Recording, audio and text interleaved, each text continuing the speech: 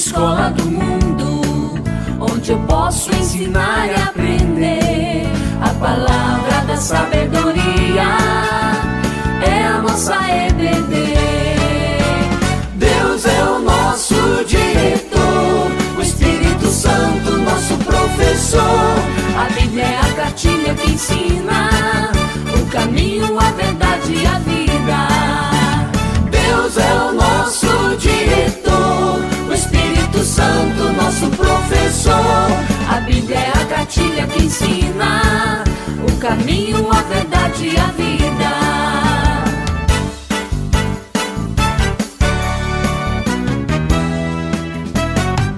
Na manhã de domingo eu estudo, quero mais de Deus conhecer. Acenda a luz para o seu caminhar, venha para a EBD. Deus é o nosso diretor, o Espírito Santo nosso professor. A Bíblia é a cartilha que ensina o caminho, a verdade e a vida. Deus é o nosso diretor, o Espírito Santo nosso professor. A Bíblia é a cartilha que ensina o caminho, a verdade e a vida.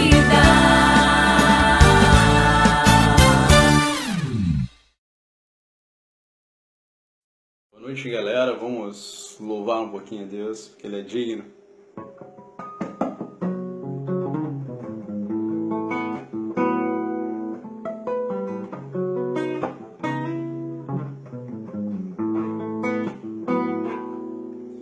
Quando entro em Tua presença, pelas portas do louvor, chego ao Teu santuário, face a face com o Senhor. Contemplo Teu semblante e vejo toda a Tua glória. Posso só me curvar e adorar.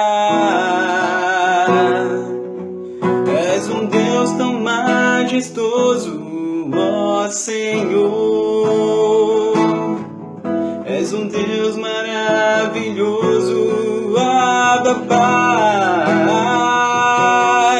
Tu és digno de louvor, minha vida eu te dou. És um Deus tão majestoso, ó Senhor.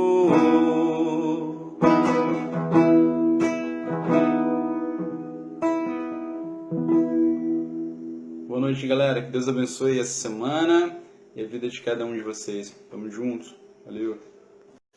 Bom dia, meus queridos irmãos, amigos. Chegando para mais um tempo de estudo da Palavra de Deus. Hoje no Evangelho de João, capítulo 7. Estaremos vendo o versículo 14 até o versículo 24. Convido você para, antes de nós abordarmos esse texto, termos um tempo de oração.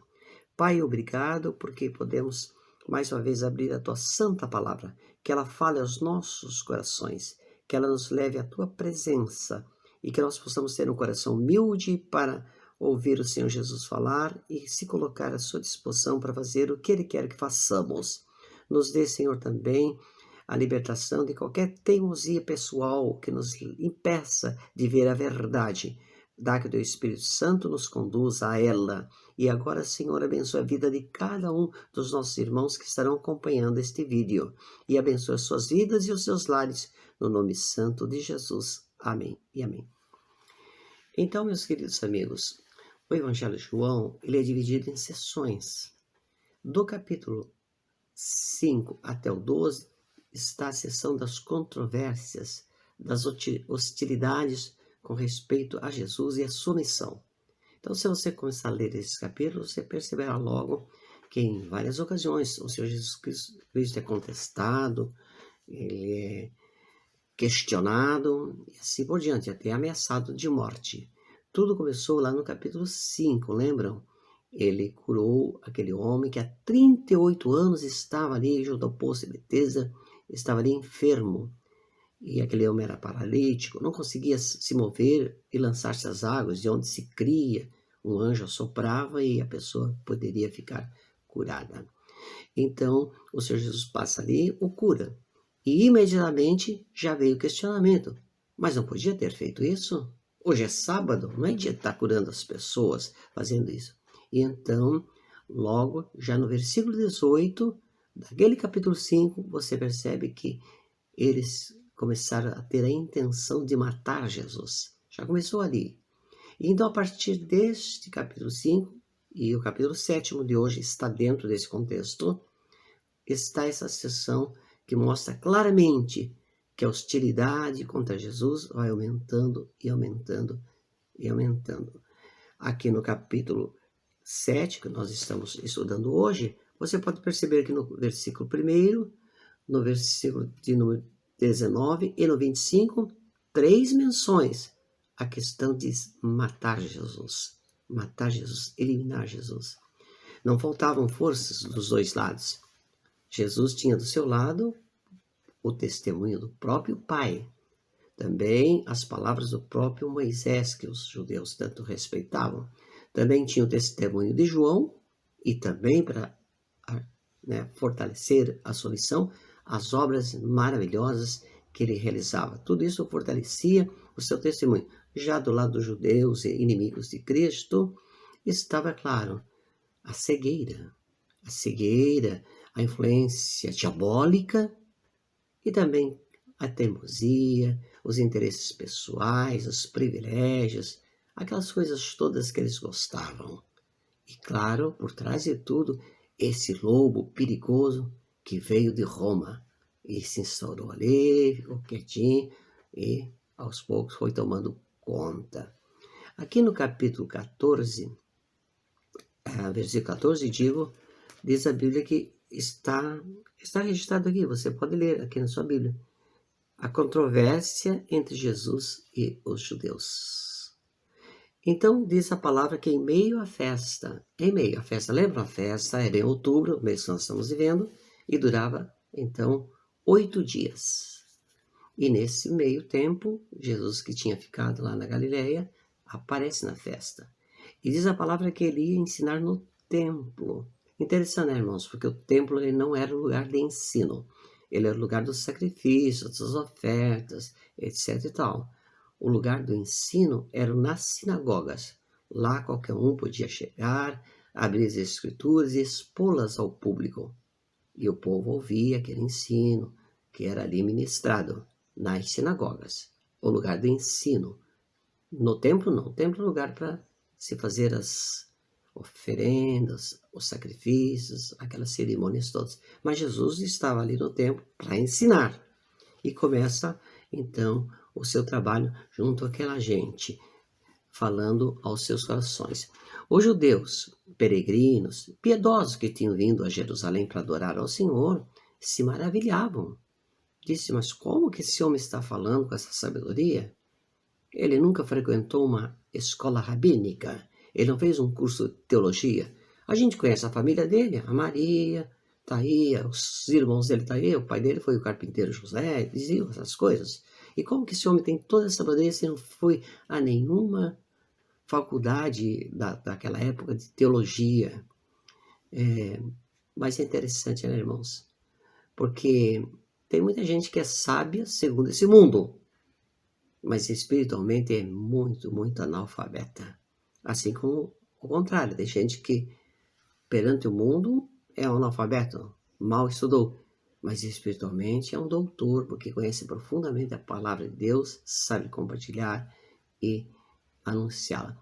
Depois no versículo 16, o Senhor Jesus responde a eles, é que o meu ensino não vem de mim mesmo, o meu ensino vem do Pai que me enviou.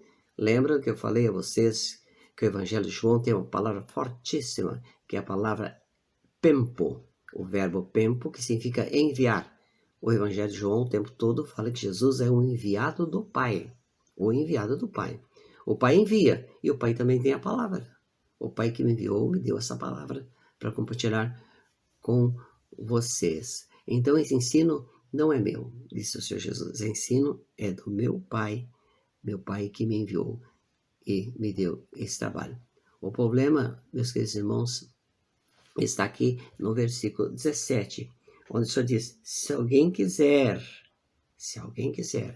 Se alguém quiser fazer a vontade de Deus, precisa conhecê-lo, né? Mas há gente que não conhece e fica criticando, fica falando mal, não sabe dizer as coisas porque não conhece. Se alguém quiser desejar conhecer a Deus, é só olhar o que Jesus está ensinando aqui. Mas tem gente que não experimenta o Evangelho, não experimenta as boas novas, mas tem um lado crítico. Por exemplo, eu tenho aqui na minha mão esta laranja. E se eu perguntar a você, essa laranja é azeda, amarga ou é doce? Como é que você vai saber? Só tem um jeito. Você vai ter que descascar essa laranja e experimentá-la. Aí você vai dizer, não, essa laranja é muito boa, é doce. Ou, é amarga, azeda. Então, só experimentando. Conta-se que um pregador do evangelho estava visitando uma cidade e havia ali um homem, um fabricante de sabão, sabonetes, que era muito hostil à pregação do evangelho. Desenhava da fé, humilhava os pregadores. Então, aquele homem, questionando o pregador, disse, por que eu vou crer no evangelho? Não posso crer no evangelho. Olha aquele bar, cheio de homens bêbados ali, brincando, confusão. Veja aquelas pessoas de rua aí, ó. Veja também aqueles meninos que são os trombadinhos ali, fazendo pequenos assaltos. Como eu vou crer no evangelho se eu olho para o mundo e vejo tanta coisa errada? O pregador não disse nada, ficou só pensando. Daqui a pouco passou um grupo de meninos que estava jogando futebol e tinha tido uma chuva e ficou muita lama. Passaram por ali todos sujos, todos enlameados. Aí o pregador aproveitou e disse para aquele homem, olha amigo, o seu sabão não deve ser bom. Seu sabonete não tem boa qualidade. Mas por quê? Olha, veja esses meninos, estão todos enlameados e sujos. E o homem imediatamente disse, não, para aí, missionário, não é assim. Eles estão sujos porque eles não lavam com o meu sabonete, eles não experimentaram o meu sabonete. É por isso que eles estão sujos. Eles é assim, por isso que as pessoas estão ali no bar, por isso que aqueles meninos estão roubando lá. É porque eles não experimentaram o evangelho. É por isso que o senhor também não mudou de vida ainda, é porque o senhor não experimentou o evangelho. Nós precisamos experimentar o evangelho para poder ter uma vida transformada. Então Jesus fala aqui neste versículo, se vocês quiserem, vocês podem conhecer a vontade de Deus, na palavra de Deus. De novo no versículo 18, que está aqui na nossa Bíblia, ele diz que ele não fala por si mesmo, mas ele está procurando a glória do Pai, a glória daquele que o enviou. De novo a palavra enviou, né? Que palavra forte, né? Eu estou falando da palavra de quem me enviou, estou procurando a glória de quem me enviou. Novamente o Senhor Jesus está mostrando que ele não veio ali com aquela intenção dos irmãos dele. Lembra os irmãos? Ele disse, vai para Jerusalém, a capital, mostra lá teus feitos, para que as pessoas vejam as coisas que tu fazes, etc. Tal. Ou seja, se promova lá para que depois a gente também entre no carro e pegue uma carona contigo. Mas Jesus não veio para se promover, porque ele não queria isso. Ele não queria a glória humana. Ele não queria a saudação nas praças que os líderes judaicos gostavam. Ele não queria aquelas honrarias humanas.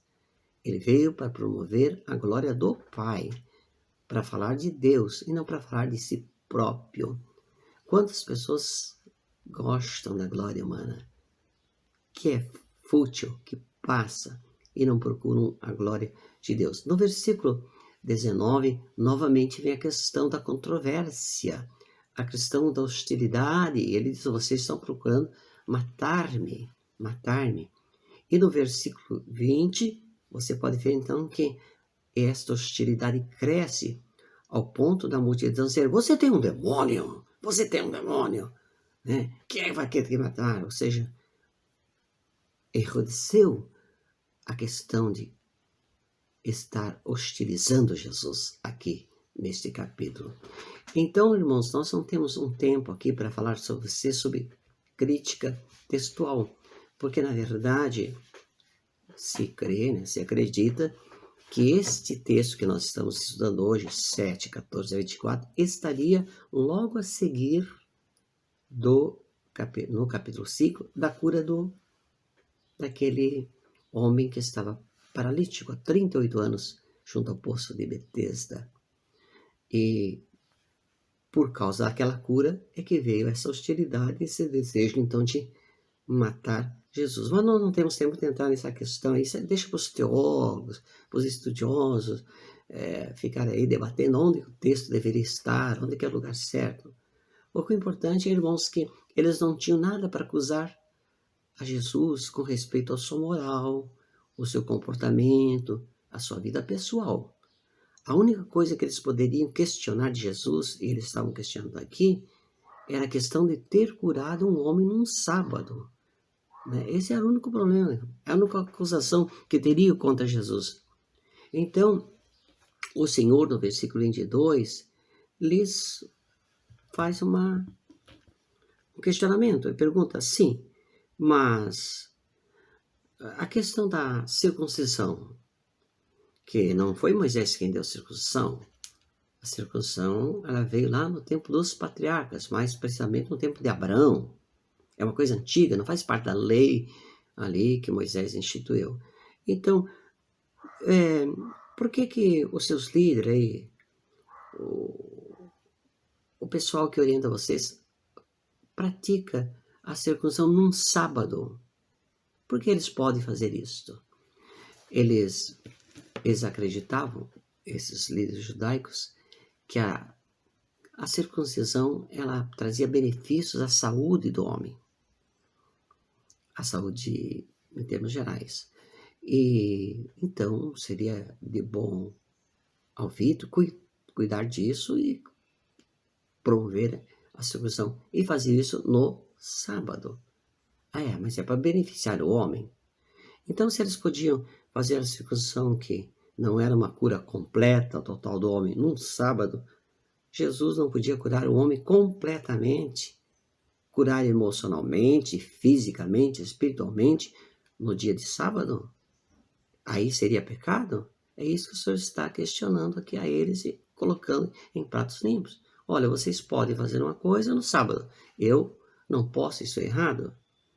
Então, se aos rabinos é permitido a circuncidar alguém num sábado, para mim, curar o homem todo, eu posso. No versículo 23, ele então fala assim que ele estava curando, versículo 23 final, o homem todo. Estava fazendo algo muito mais profundo, né, na vida daquele ser humano do que faria uma simples circuncisão. É interessante, né, irmãos? Esse pessoal teve contato com Jesus, ouviu o seu ensino e não aproveitou. E parece que não viu nada, não aproveitou nada. Quantos nós temos deixado essas oportunidades passar? Temos um vídeo sobre o Evangelho, não podemos ter tempo para assistir. Vamos à igreja, mas estamos correndo, querendo sair porque temos um outro compromisso. Passa o dia e nós não conseguimos ler a Bíblia porque nossa agenda estava cheia. Enfim, acabamos não tendo tempo para Jesus, tempo para o Senhor. E aí, então, acabamos perdendo a oportunidade de crescer espiritualmente. Eles tiveram Jesus ao lado. Ele estava ensinando. Não sabemos o que ele ensinou ali, porque a Bíblia não menciona, mas deviam ser ensinos maravilhosos. Coisas que, como ele falou, que vieram do Pai, direto para aquela gente, mas eles perderam essa oportunidade. Eu espero que você não perca a oportunidade. Se você está tendo essa chance de, via internet mesmo, acompanhar os estudos deste Evangelho, você aproveite. Que Deus fale no seu coração, que você cresça na graça e no conhecimento do Senhor Jesus, que você seja um cristão melhor dia após dia. Depois, encerrando o nosso texto de hoje, a Bíblia diz lá no versículo 24, esta recomendação: não julgueis segundo a aparência, mas sim pela reta justiça. Eles estavam, no caso, julgando Jesus pelas aparências, mas não de forma correta e certa, como devia ser feito, pelo seu ensino, pelos seus atos, pelas coisas maravilhosas que ele fazia e ensinava. Eles achavam, bom, esse homem não tem condições de estar aqui ensinando, deve ser um embusteiro. Quem não sabe que o pai dele era o carpinteiro, ali o José, a mãe dele, a Maria, está aí, os irmãos também. A gente conhece, veio lá de Nazaré, e pode sair alguma coisa boa lá de Nazaré? Claro que não. Então, esse homem aí deve ser um mais desses milagres que está tentando ludibriar o povo. Não escutem esse homem, etc. Tal. Julgavam pelas aparências, porque ele veio de Nazaré e Nazaré nunca tinha saído um profeta, então não podia ser Jesus, esse profeta que estavam falando. E então o julgavam de forma errada. Quantas vezes eu e você também julgamos de forma errada? Eu me lembro de um episódio. Eu estava numa livraria, ali fazendo uma pesquisa de livros, a livraria cristã, evangélica. E naquela minha peregrinação passou meu irmão um livro. Eu achei interessante porque tratava-se do espinho na carne. E eu achei que é um tema que era, de repente, interessante a gente ler, conhecer. Comprei o livro. Deixei aqui nessa biblioteca atrás, aqui que você está vendo, nessa biblioteca que eu tenho. E o livro ficou ali um bom tempo. Passado um tempo eu olhei ali, aquele livro. Imediatamente meus olhos foram para o autor. Era um tal de Benedito. Aí na hora eu disse, Benedito, isso é nome de algum teólogo, de alguém, né, que tenha estudado e tem coisas boas para dizer, esse livro não deve ser bom, deve ser daqueles livrinhos, água com açúcar. Deixei o livro ali. Dias depois eu passo a mão, de novo o livro estava ali. Aí eu disse, mas deixa eu ver quem é o Benedito. Aí quando eu abri lá, Benedito, pastor presbiteriano, deu tudo. Disse, olha, não acredito, é um colega meu esse Benedito. É um pastor presbiteriano. Eu estava julgando errado, que o livro dele não ia ser bom. Vou ler. E realmente era um livro maravilhoso. Mas eu já estava julgando mal, porque julguei pela aparência. Então o Senhor nos mostra aqui que é muito perigoso julgarmos pelas aparências. Podemos nos enganar, podemos nos cometer um erro e às vezes impossível até de se consertar. Terminando, conta-se que uma senhora chegou junto ao conselho da igreja e disse, irmãos, vocês precisam reunir-se imediatamente e demitir o pastor, tirar ele daqui. E os presbíteros, mas por que, minha irmã? O que aconteceu? Olha, ontem ele foi visto entrando no motel aí, e eu acho que ele está fazendo alguma coisa que não é certa. Ali há casos de prostituição, há garotas de programa ali e tal. O conselho só podia conversar com o pastor. Pastor, aqui é uma denúncia, estão dizendo que o senhor estava lá numa zona de meretrício, que o senhor foi num cabaré, que o senhor foi atrás de, quem sabe, alguma aventura amorosa. Isso é grave? Isso aconteceu de fato? O pastor disse, sim, fui ontem lá, fui. Mas como? Sim, vocês sabem que a nossa cidade é pequenininha, só tem um médico. E o meu filho estava muito doente. Procurei informações e o médico, cadê o médico? O médico precisa atender meu filho. Disseram, o médico que ele gosta de uma bagunçazinha e tal, e geralmente ele dá uma escapadinha e tá por lá. Procura que ele deve estar lá. Eu fui lá e ele estava lá.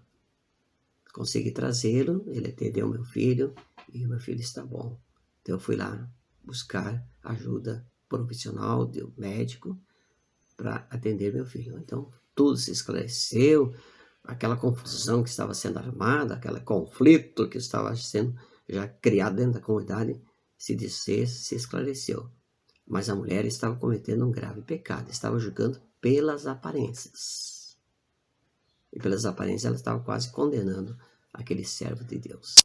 Queira Deus então que você possa, neste dia, pensar bem, ouvir Jesus falar, entender que ele veio do Pai, entender que o ensino dele é do Pai e fazer o que ele manda ser feito para ter uma vida abençoada e feliz. Amém? Que Deus abençoe a todos. Vamos fazer uma última oração. Agora, Senhor, entregamos nas tuas mãos este estudo, esperando que no nome de Jesus ele possa trazer, Pai, a nós um maior conhecimento da tua vontade e que possamos assim, com a graça de Deus, hoje termos dado um passo a mais no sentido de crescer na nossa fé e na nossa comunhão com Deus. Abençoa todos os nossos queridos irmãos que nos acompanham nesses estudos. No nome santo de Jesus. Amém e amém.